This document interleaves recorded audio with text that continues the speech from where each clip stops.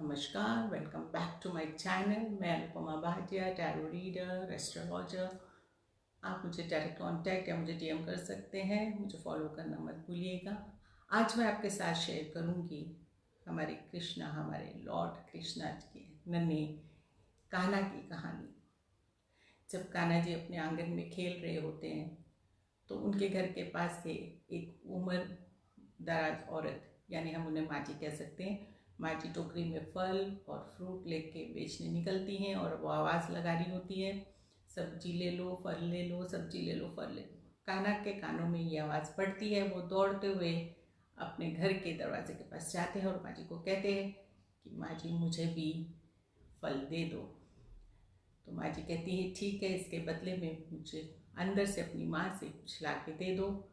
तो कान्हा जी अंदर दौड़ के जाते हैं, घर से मुट्ठी भर अनाज, जितना उनकी मुट्ठी में अनाज आ सकता है, लेके वापस आंगन की तरफ दौड़ते हैं। लेकिन जब वो घर से आंगन की तरफ दौड़ते हैं तो कुछ काफ़ी दाने उनके हाथ से निकल जाते हैं और कुछ ही दाने उनके हाथ में रह जाते हैं, 3-4। और वो जाके माँ जी के हाथ में वो 3-4 दाने रख देते हैं। माँ जी देखती हैं और कि भाई इतना मासूम बच्चा, इसकी मुस्कान इतनी प्यारी, वो मोहित हो जाती हैं और वो 3-4 दाने के बदले में उन्हें जितना वो कान्हा जी के हाथ में फल आ सकता है दे देती हैं और वहाँ से चली जाती हैं। जब वो घर पहुँचती हैं, टोकरी उतारती हैं, देखती हैं तो उसके अंदर सोना, चांदी, हीरे जवाहरात मिलते हैं और वो हैरान हो जाती है। वो समझ जाती हैं कि वो हमारे कान्हा ही थे। तो मॉरल ऑफ द स्टोरी ये है कि हम कोई भी काम प्योर हार्ट से, गुड इंटेंशन से करते हैं तो गॉड हमें मल्टीपल चीज़ें वापस देता है।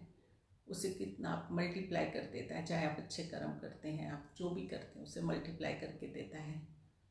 तो हमेशा ये याद रखिए कि हम कैसे कर्म कर रहे हैं, हमें हमारा कर्म अच्छा रखना है। सामने वाला हमारे साथ कैसे बिहेव कर रहा है वो उसका कर्म, लेकिन आपको अपने कर्म खराब नहीं करने हैं, आपको अपने कर्म अच्छे रखने हैं।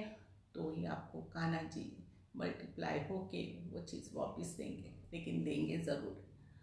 तो इसी तरह